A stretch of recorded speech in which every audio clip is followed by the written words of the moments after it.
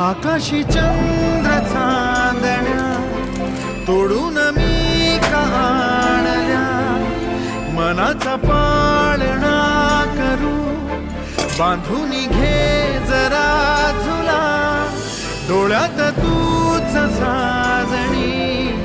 सुखाचा स्पर्श तू नामा, तुझ्या विना उरेन अर्थ जीवना, उजळे तुझ्या हसूने कणकण,